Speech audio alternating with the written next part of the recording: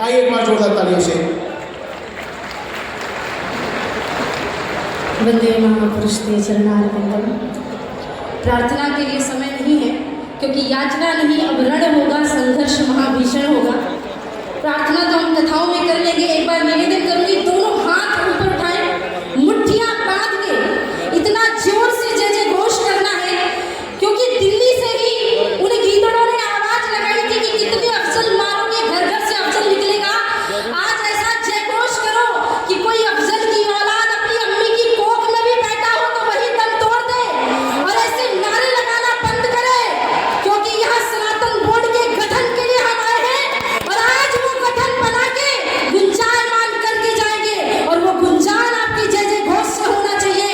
भारत माता की, भारत माता की, हिंदू राष्ट्र की, हिंदू धर्म की, जय जय श्री राम, जय जय श्री राम। परम पूज्य श्री शंकराचार्य के चरणों में कोटि कोटि प्रणाम। इस आयोजन के कर्ता धर्ता और श्री हनुमान स्वरूप सनातन धर्म की ध्वजा को विश्व भर में फहराने वाले परम पूजनीय देवकी नंदन ठाकुर जी महाराज श्री मेरे बड़े भाई के चरणों में प्रणाम। विराजमान सभी संतों के, महापुरुषों के चरणों में प्रणाम। मैं सिर्फ 5 मिनट में अपनी बात कहूंगी क्योंकि मंच की भी मर्यादा है। सनातन बोर्ड आखिर क्यों जरूरी है? एक शब्द आपने अभी पिछले कई दिनों से सुना होगा जिसका नाम है वक्फ बोर्ड।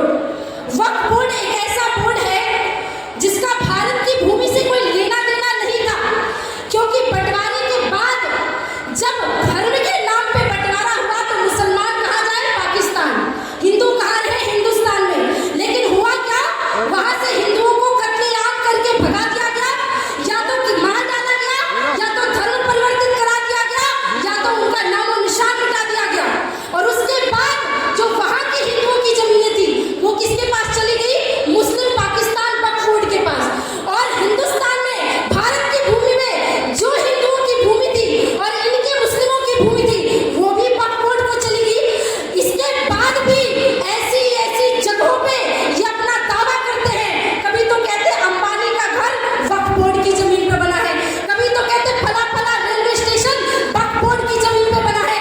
पढ़े लिखे लोग तो जानते हैं कि ट्रिब्यूनल कोर्ट में जाना है, लेकिन जो गांव का गरीब आदमी जिसके 10-10, 5-5 एकड़ ये वक्फ बोर्ड हरण कर लेता है, उसको तो डिस्ट्रिक्ट कोर्ट भी नहीं पता, हाई कोर्ट भी नहीं पता, वो क्या जानेगा ट्रिब्यूनल कोर्ट में। और जिस ट्रिब्यूनल कोर्ट में इन्हीं के लोग बैठे हुए हैं वहां हमारे पक्ष में फैसला कैसे आएगा? वक्फ बोर्ड बाय यूजर और वक्फ बोर्ड बाय डोनर दोनों ही पूरी तरह से असंवैधानिक है। इस धरती से मैं मांग करती हूँ, आज से 13 वर्ष की उम्र में मैंने एक कविता बोली थी, कश्मीर तो होगा, पाकिस्तान नहीं होगा। आज उसी को मॉडिफाइड करके पूज्य महाराष्ट्र की आवाज से आवाज मिला के एक लाइन कहती हूँ कि आज संतों का ये आह्वान है कि हिंदुओं की छाती पर बैठकर अब हिंदुओं पर अत्याचार नहीं होगा। सनातन बोर्ड तो होगा पर वक्फ बोर्ड का नामो निशान नहीं होगा। आखिरी में 2 लाइन की एक कहानी सुना रही हूँ, कान खोल के सुन लो। एक जंगल में आग लगी, जंगल में आग लगी तो जंगल के जानवर वहां से भागने लगे। सारे जंगल छोड़ के जा रहे थे। एक टिटली रोने लगी, अपनी चोट से जल लेकर जंगल में डाल दी, फिर झरने में जाती, फिर चोट से जल लेकर डाल दी।